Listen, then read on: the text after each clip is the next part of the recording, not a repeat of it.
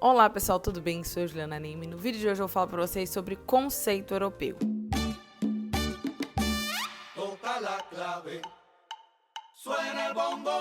Importante dizer que esse é um conteúdo que repetidamente aparece nos editais de concursos, principalmente o concurso do Itamaraty. Então, se você tem interesse em saber mais sobre esses assuntos, estamos aqui para falar sobre eles. E antes de falar o que é o conceito europeu, na verdade, é importante falar o que veio antes dele, justamente para vocês entenderem o porquê que ele foi necessário na Europa naquele período histórico. Antes de 1815, que é o final das guerras napoleônicas, né, a Batalha de Waterloo, se eu não me engano, ela termina em 1815, quando Napoleão é derrotado. Esse período sinaliza o final de muitas instabilidades políticas, regionais e internacionais na Europa. Vocês sabem que antes disso, muito antes disso, no século anterior, na segunda parte do século anterior, houve a independência dos Estados Unidos, que marcou uma grande ruptura entre a América e a Inglaterra e a Europa, que eram, na verdade, a Europa e a França, grandes potências do continente europeu. Então, quando há a demarcação, né, desse final, desse vínculo entre os ingleses e a América, ou os Estados Unidos na época, nas 13 colônias, surge uma fase de mudança no mundo como um todo. Então, logo em seguida, décadas depois, surge a Revolução Francesa e as revoluções burguesas vão se aprimorando, e na América do Sul, na América Central, a gente vai começando a ver movimentos de independência. Isso afeta não apenas a relação entre a Europa e as suas colônias, né?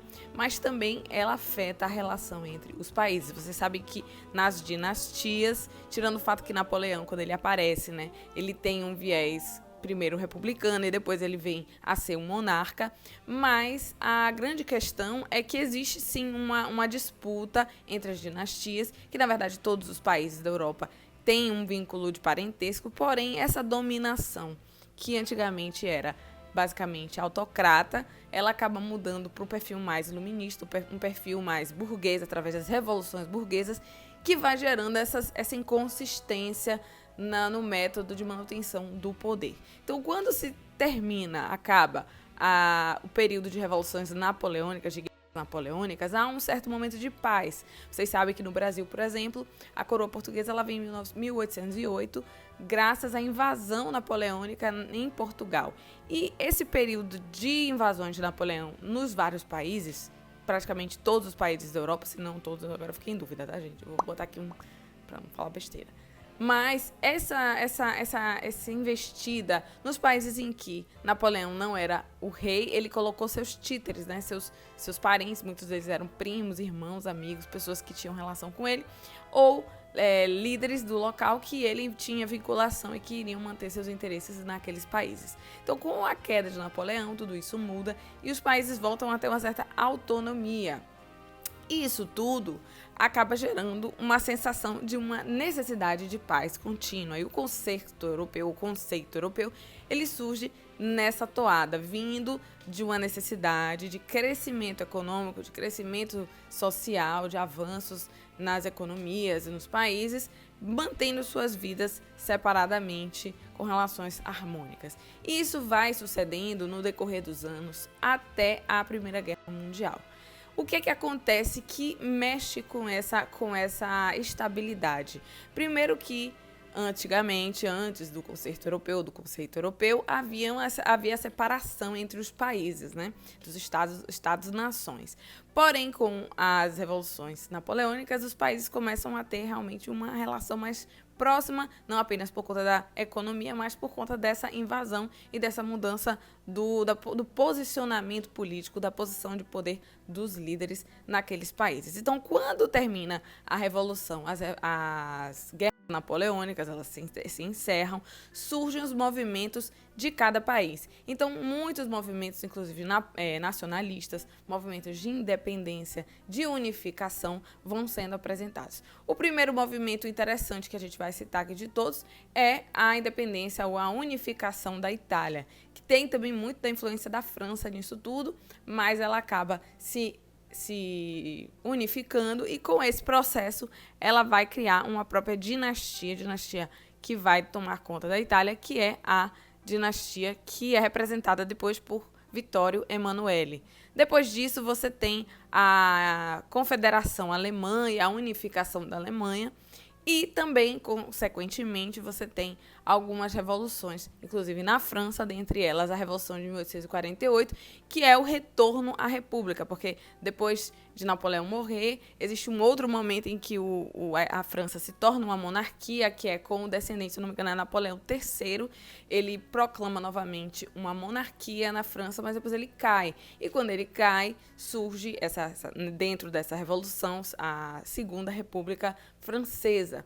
E essa Segunda República, ela estabelece também uma visão mais nacionalista da França, mas que não vai demonstrar até certo ponto um poderio tão grande quanto você vai ver mais para frente com a Confederação Alemã, que no final ela se transforma na unificação da Alemanha, e com a unificação italiana, que posteriormente, na Segunda Guerra Mundial, elas vão trazendo alguns aspectos do nacionalismo novo, né? E aí entra uma grande questão que as pessoas se delimitam, mas que talvez não tem, que se delimitam não, se debatem sobre, que não tem exatamente a ver com o conceito europeu, mas é um resultado do conceito europeu.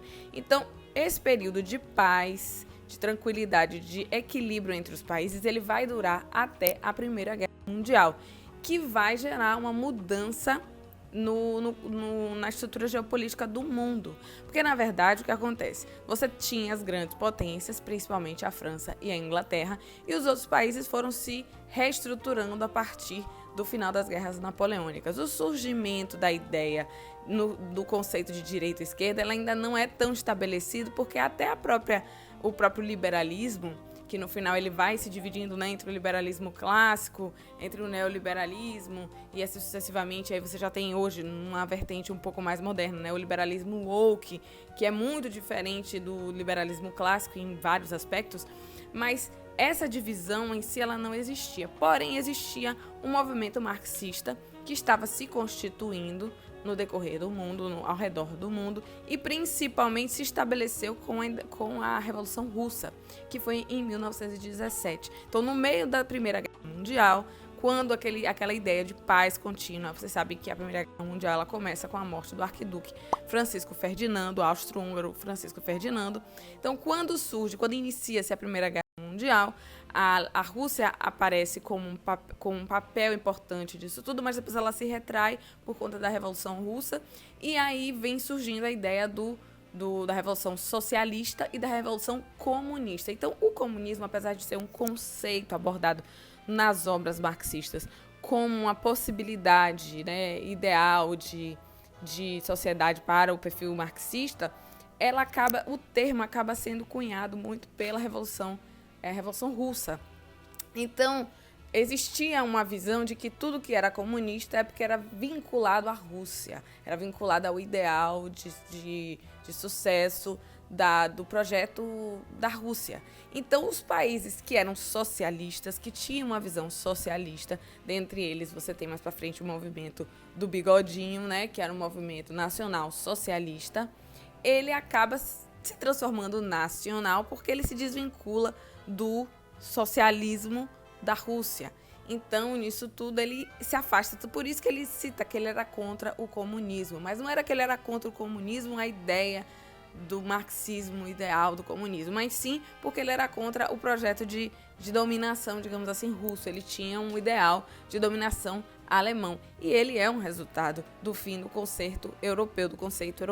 Então, vocês vão vendo que o conceito europeu ele é marcado, primeiramente, em resumo, por várias fases importantes. A primeira fase é quando finalizam-se as guerras napoleônicas, em 1815. Depois surge um período de paz e de recomposição dos países, restabelecimento da Inglaterra como um país mais importante da Europa. Depois você vai ver algumas revoluções que vão sendo marcadas como importantes também no processo de unificação dos países, dentre eles, notadamente, a Itália, a Alemanha, e depois a gente vai ter também o retorno da França à República.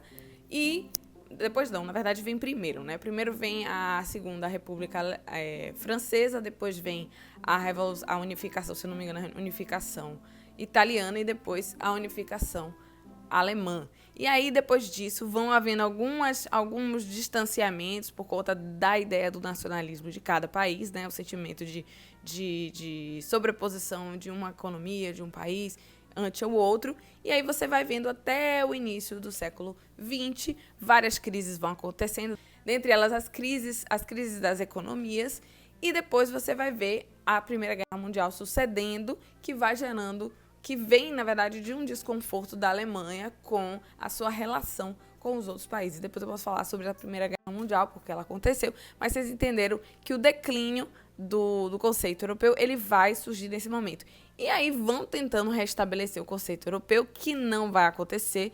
Vai ter a Segunda Guerra Mundial. Depois da Segunda Guerra Mundial vai haver a reconstrução da Europa. E aí com a reconstrução da Europa e depois com os tratados que vão acontecer, Benelux, assim sucessivamente, é um outro tema que eu posso falar também, o surgimento da União Europeia, vai tendo um resgate ao que se entendia no passado, ao conceito europeu, que hoje nós temos como resposta a União Europeia, tá? Então é isso aí, gente. Espero ter ajudado. Um beijo, um queijo. Até a próxima. Tchau!